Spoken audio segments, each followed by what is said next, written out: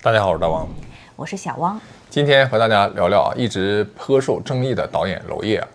娄烨最近因为两件事引起广泛关注啊。第一个就是一部未完成的电影获得了金马奖最佳导演，然后在今年6月份的时候这部电影就在网络上开始广泛传播了。第二件事就是最近娄烨又因为职务侵占的指控登上了热搜，引发了广泛的关注。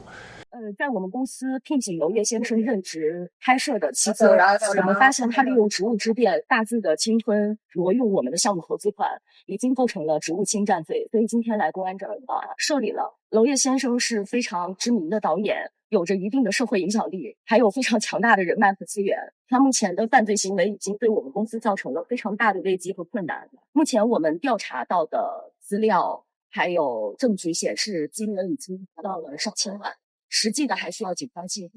侦查，也希望通过媒体的力量，能够让社会公众关注这个案件，早日帮我们告赔。今天就来全面了解一下这位被称为国产禁片之王的第6代导演。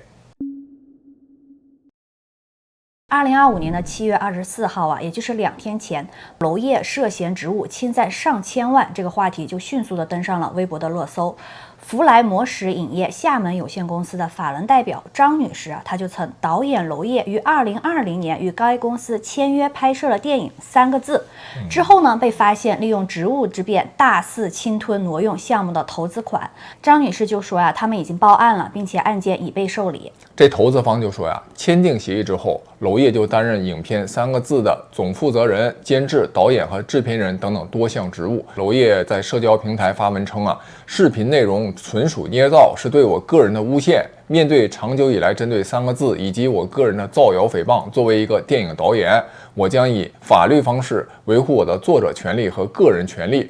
保护影片以及所有参与3个字影片的演员和工作人员的权益不受侵害，并将追究那些想抢夺影片的人和公司的法律责任，直到影片最终上映。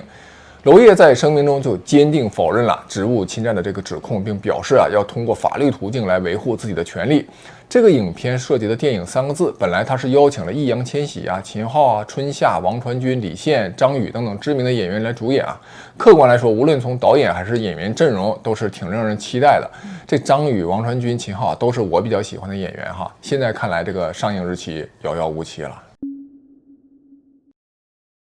娄烨1965年3月15日出生于上海，籍贯北京。娄烨可以说是出身于戏剧世家父亲是中国知名的话剧演员娄继成，母亲是上海戏剧学院的表演老师他小时候成绩不太好，就上了职高，也就是上海美术学院。在毕业以后，就进入了上海美术制片厂做动画。如今我们还能在一些动画片的职员表里面看到他的名字，比如这部1984年红极一时的动画片电影《金猴降妖》。现在应该没人看过了。1985年呢，娄烨就到北京求学。他原本就想走的是美术和动画这条路但是呢，这个中央美术学院他没考上，北电动画系又没招生，阴差阳错，他后来就进了这个大名鼎鼎的北电导演系85班。这个班里一共9个人他和王小帅就成了上下铺的兄弟，同班同学还有那个卡拉是条狗的导演陆学长，这俩人后来也都成为比较有影响力的知名导演在他们毕业的时候，这个电影业还处于国家在出资统筹拍摄的一个阶段，市场模式没有成型，所有的电影都必须在国有电影厂来进行拍摄。娄烨呢就被分配到了上海电视台，但人家也是够有个性一天班都没去上过，而是在北京拍广告挣钱，就开始酝酿他自己的第一部的体制外电影。娄烨的成名之路可以说是充满了争议。从1989年北京电影学院导演系毕业，在此后的32年中间，娄烨一共拍摄了11部电影，只有5部得以在国内的院线上映，其余都流传在硬盘和网盘之间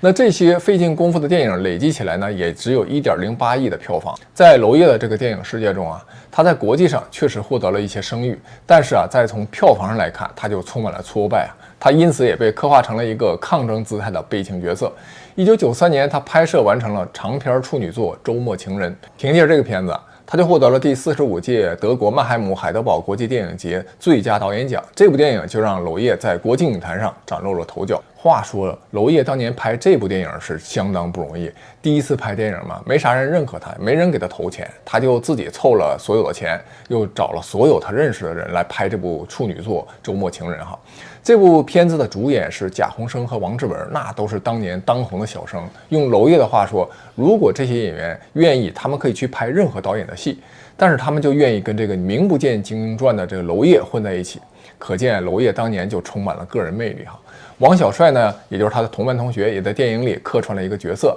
这也是他俩早年在宿舍里就商量好的，就以后拍电影都互相客串。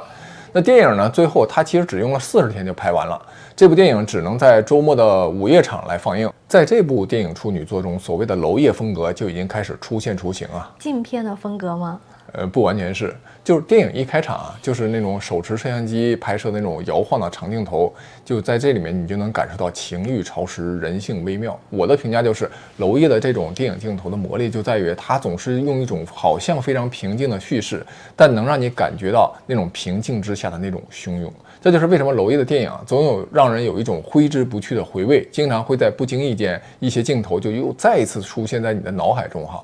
这种扑面而来的才华，就让娄烨在很短的时间内就获得了艺术上的认可。1994年呢，娄烨拍摄的惊悚电影《危情少女》上映，进一步确立了他在中国第6代导演中的地位。但真正让娄烨声名大噪的是2000年的时候啊，娄烨完成了第3部剧情长片《苏州河》。这个片儿呢，在鹿特丹影展获得了最高荣誉金虎奖，现在豆瓣上还有8.2分的高分哈。周迅主演，可以去看看。但由于这部片子还没有过审就参加了国外的影展，就被广电总局禁止在中国大陆上映了，而且处以2年内禁拍电影的处罚哈。而且我发现被禁的这几部还都有大牌演员呢。对，这是娄烨第一次因为违规参展被禁拍哈。2003年，娄烨首次以电影《紫蝴蝶》进入了第56届坎城影展的正式竞赛单元，这个片子就获得了金棕榈奖的提名。但是好景不长，2006年的这个《颐和园》又再次让娄烨陷入了困境。2006年，娄烨拍摄的《颐和园》入选为第59届坎城影展的正式竞赛片。《颐和园》这部电影啊，涉及敏感的历史题材和大尺度的情节。当年我第一次看这部电影的时候，都要被惊掉下巴了，真敢拍啊！哟，背着我看的。那个时候咱俩还是陌生人的哈。这部影片是郝蕾和郭晓东主演，核心啊，它讲的就是一个少女的肆意的青春、现实的无奈和最后潦草收尾的人生啊，真是令人唏嘘不已，挺震撼。你刚刚说大尺度情节，我还想起来，因为我记得郝蕾说，就她拍了一部大尺度电影之后嘛，然后应该就是这个，邓超就跟她分手了，他俩之前在谈恋爱，是啊，说邓超接受不了大尺度。就看完这个影片很久，就那些镜头还就屡屡出现在我这脑海里哈。其实我认为这部片子对于青少年来说是有教育意义的，就说在人生的关键节点，你应该怎么去做选择，去过好自己这一生。但是娄烨电影的一个特点就是嘛，它往往会将一个故事放在一个特定的背景之下去讲述，这确实会增加艺术性和现实的隐喻，就有点像金庸的小说嘛。你看为什么大家总觉得它会比其他的武侠小说格外的厚重呢？就是因为金庸小说它往往会和真实的历史和历史人物串联起来，作为故事的背景，这样就增强了故事底蕴嘛。但这对于娄烨的电影来说，就非常容易受到审查和困境。在2006年的9月1号，娄烨就因为违反电影管理条例第24条被禁拍5年。这部电影不仅让娄烨被禁拍了5年，而且这部电影在中国大陆也被彻底禁映。不过这个禁拍令啊，堵住的是国内的融资和上映的路，却不能真正阻止娄烨拍电影啊。因为他在国际上已经累积了一定的知名度和名气嘛，他就开始在海外融资了。其实这5年期间，他还是拍了3部电影。在2008年，娄烨就放弃了胶片，用高清数字的格式拍摄了《春风沉醉的夜晚》，这样呢，既可以降低成本，又因为机器小巧而更加低调。不过这个电影，我觉得我真看不进去，就觉得有点不知所云。他在南京拍摄的时候呢，这个剧组还做好了受到干涉的准备啊。幸运的是，没有真的遇到麻烦。2009年的时候，这影片到戛纳参赛，又斩获了最佳编剧奖。在娄烨被解禁之后的2012年，他自编自导的电影《浮城谜事》上映了，获得了第7届亚洲电影大奖最佳导演提名和最佳编剧奖。那2014年的《推拿》可以说是娄烨最成功的商业化尝试。这部关注视障群体的电影就获得了第51届金马奖最佳剧情片等等6项大奖，在艺术性和社会意义上都获得了高度的认可呀。可以说要拍现实主义题材，我觉得能超过娄烨的没有几个。其实现实主义题材电影啊，它不仅成本会比较低，而且如果一旦通过审查，往往就会成为票房黑马。比如当年徐峥拍的那个我不是药神，3000万的成本，最后收获了30多亿的票房张子枫的我的姐姐5000万的成本获得了8亿票房。客观说，如果娄烨想在这方面掘金的话，对他来说真的是挺容易的。他这部推拿我看过了，还真的是拍得相当之好2019年的这个《风中有朵雨做的云》原定在4月4号上映，但在最后关头又因为不可抗力因素撤档了，再次体现了娄烨作品的争议性。那最近呢，娄烨又因为2024年的作品《一部未完成的电影》获得了第61届金马奖最佳导演奖，但因为这部电影再次触及了敏感话题，在中国大陆无法公映，而且相应的词条也从豆瓣上消失了。娄烨在电影界的地位一直备受争议，但他的专业能力和艺术水准还是获得了很多同行的高度认可。一提到娄烨呀，我首先想到的第一个人就是秦昊，因为他俩真的合作太多次了。然后秦昊呢是娄烨最重要的合作伙伴之一，基本上可以说是他的御用男演员吧。秦昊作为一位现在非常有商业价值的演员，能够持续不断的参与娄烨的电影拍摄，我觉得对于秦昊来说还真的是挺勇敢的。因为大家都知道娄烨是禁片之王嘛，就你参演他的电影，你可能付出了自己的很多时间辛勤的工作，最后还不一定能够上映，不能和这个观众们见面，那相当于你的时间可能就打水漂了。所以这方面我觉得秦昊真挺勇敢的。他们俩呢合作拍摄了像《春风沉醉的夜晚》、《浮沉迷事》、《推拿》等多部作品。秦昊就有一次开玩笑的说，娄烨非常的宠他，就每次拍电影的时候呢，秦昊总是天马行空的会说很多自己的想法，然后娄烨呢就是只在旁边一旁静静的听，然后就说好，那我们试试吧。娄烨呢就满足了秦昊那种属于演员的创作部分，这个在别的导演呢几乎是不可能的。比方说你尤其和一些知名的大导合作，对吧？可能人家导演就非常的会要坚定自己的想法，给演员发挥创作的空间就比较少。所以秦昊就特别感谢娄烨给演员的创作的自由度。拍《浮沉迷事》的时候秦昊拿到的剧本，据他所说就只有6场戏，然后他花了3天的时间就跟娄烨聊到了30场。对，就这种能参与到导演的创作过程中，这也是很多非常有上进心的演员的一种通病像小李子嘛，也特别喜欢在片场的时候给导演很多建议那郝蕾呢，也是娄烨的这个长期的合作伙伴他就出演了《颐和园》《浮城谜事》等等重要的作品。娄烨还经常带着他经常用的主演郭晓东郝蕾参加一些出席电影的记者会还有首映礼等等这也体现了这些演员对娄烨的一个支持和信任。而且娄烨的剧组阵容也长期很少有变化，体现了一种合作的默契和忠诚度。比如制片奈安、摄影曾健、录音付康、选角张荣，这是许多个日子磨出的感情。他们有默契，有高度一致的价值观，上上下下一心一意，想为娄烨创造一个最好的环境和条件。这种稳定的合作关系在电影行业里还是挺少见的，因为电影行业它这是一个人员流动非常大的行业，说明娄烨在专业层面也获得了团队的高度认可在娄烨的这个剧组里面，大量台词呢都是即兴发挥，就刚才你讲秦昊嘛就你知道为什么这个娄烨这么安排吗？你猜一猜。就给他们创作的自由度，我觉得更有火花。类似吧，但或者说压根剧本就没写完，当时或者说比较有争议。就王家卫那种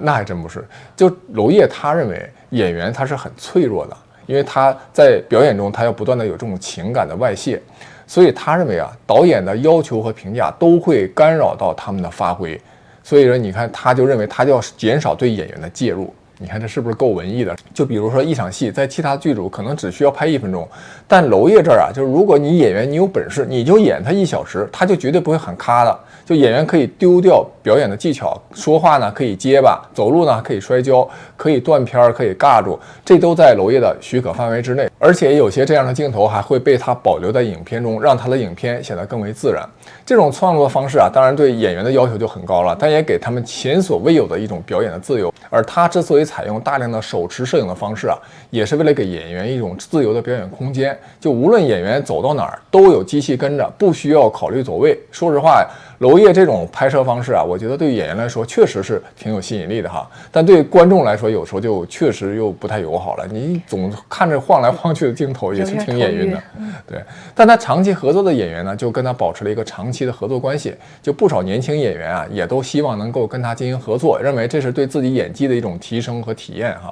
从正面评价来说啊，娄烨就是被认为是中国第6代导演的代表人物之一。他电影风格独特，善于运用长镜头啊，还有手持的这种摄影，营造出一种特有的纪实感和情绪的张力。他的作品呢，在国际上又屡获殊荣，比如前面我们提到的《苏都河》获得了金虎奖，《紫蝴蝶》《颐和园》都曾经入围了戛纳主竞赛单元，《推拿》更是横扫了金马奖。作者性是娄烨最珍视的东西，所以你会看到娄烨的作品非常有个性。他对作品要有绝对的把控权，要整个人呢要自由，要舒展。所以影评人和同行导演都认为娄烨呢算是一个比较纯粹的艺术家了哈，他不妥协于商业的利益，坚持自己的创作理念。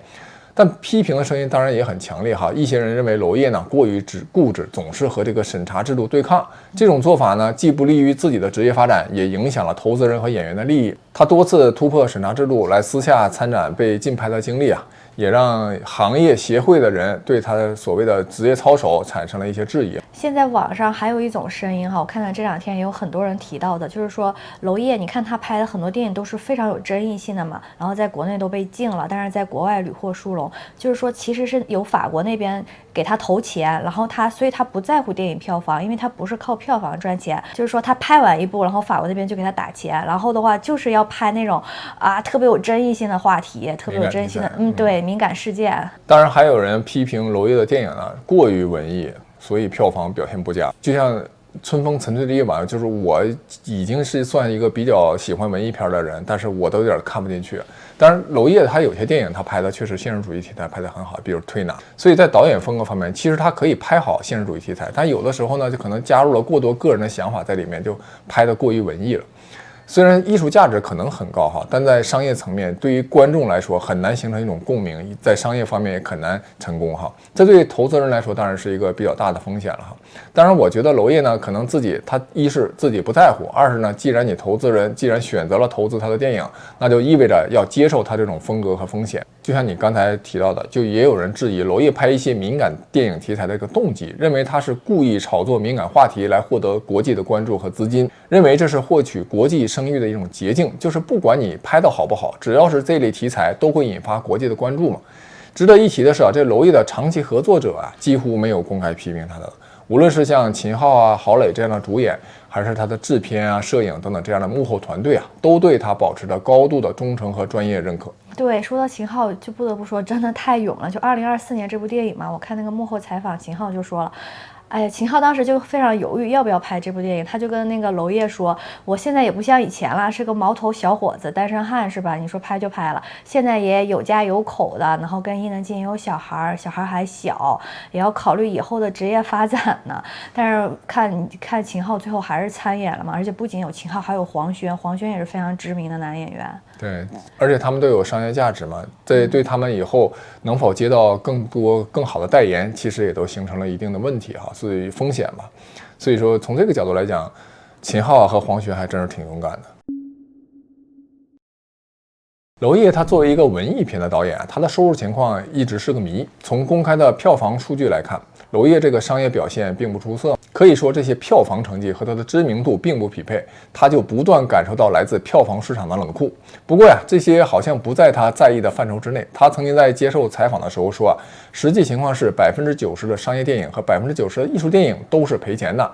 他愿意做一些表达自己感受的电影，不一定会挣很多钱，但是他会得到每天累死累活拍大片导演得不到那些感悟。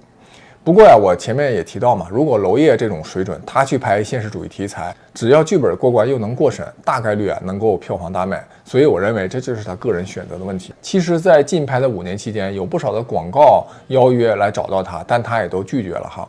娄烨自己就说在物欲不高的情况下，拍艺术片呢还是可以养活一个导演的。那根据熟悉他的人说呢，娄烨的确物欲很低，他每天会骑单车回家，在过街天桥的地摊上买短袖天天就这么穿着。同一款衣服呢，一买就是5件10件的身上又都是那种大口袋，方便嘛，就没有什么心思去琢磨每天早起要穿什么。有钱的和钱不多的生活方式都一样你看像扎克伯格乔布斯也都是号称说他们一件 T 恤衫一买就买几十件，每天穿的都是同一款，完全不花时间搭配衣服。对，干净又省心所以可见穿衣服这事儿和钱多钱少没关系只和愿不愿意花心思有关系。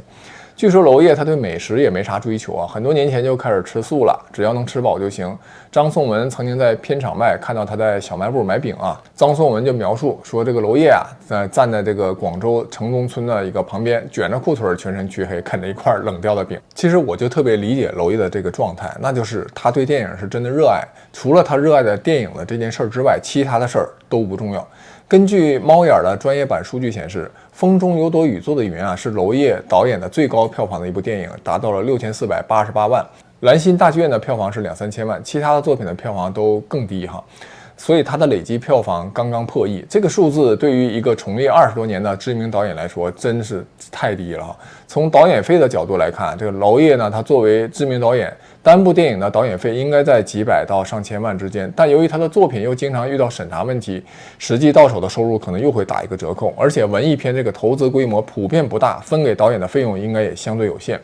娄烨的收入来源除了导演费，可能还包括海外的版权销售啊、电影节的奖金以及一些商业活动的出场费。但由于呢，他又一直保持低调，很少参加这个商业活动，这部分收入应该也不多。另外，娄烨还可能通过自己的制片公司获得了一些投资收益。他参与制片的电影，如果在海外市场表现不错的话，可能会带来一定的收益哈。总的来说呀，娄烨的财务状况在知名的导演中肯定算是非常少的，但几千万应该还是有的。其实啊，如果以他的这个知名度和他的功力来说，如果拍一些商业片或者现实主义题材的这种影片，应该赚钱速度会很快。比如另外一位经常拍这种独立小众电影的贾樟柯，近10年来就拍了一些院线大片，比如《山河故人》啊、《江湖儿女》，他应该是在这几年挣了一些钱。所以其实娄烨他是有赚钱能力的，就看他干不干。关于娄烨被指控职务侵占的这个事件，网上出现了几种分析观点第一种就是他可能就是导演嘛，他是一种习惯性的花钱问题。在电影行业，导演他作为项目的核心人物，往往对这个项目资金有很大的支配权。很多导演也都习惯把一些个人消费通过这个项目来进行报销，比如购买电脑啊、手机等等电子设备可以说是工作的用途嘛，而且确实也工作中要用到这些东西。吃饭呢，也可以作为交际应酬费用来进行报销。对于导演来说，购买汽车也可以作为拍摄和出差用途去邀约一些大腕谈剧本，在度假村订酒店、搞宴请，一次性花费几十万，那也算是比较正常的。这些支出往往就不太容易被界定到底算是公务呢，还是私人的消费。关键就看投资方的规模大小和是否在乎那有些电影行业的投资人为了拉拢知名导演，那保持一个长期的良好合作关系，甚至会给导演安排什么几百万让他去随便花。你看冯小刚那个电影《一声叹息》里面，投资方还给一个知名的编剧包了一个酒店，还请了一个私人助理去照顾他的生活起居，就是为了给编剧提供一个良好又舒心的一个创作环境。那你说这次你也不能说它不合理，但这次好像这个投资方就明显就是计较了。可能就是在投资方没有同意或者默许的情况下，娄烨呢按照自己以往的习惯大手大脚的花了钱，结果被认为这是职务侵占。当然了，这只是网友的一些分析的可能性最终的结论还是要看最后能公布出来的正式的公开信息无论是哪种可能性，这个事件也都反映了娄烨在中国电影界现在比较尴尬的一个处境。无论最终的真相如何，娄烨和他的电影作品已经成为了中国电影史上不可忽视的一部分。本期就讲完了，下期再见。下期再见。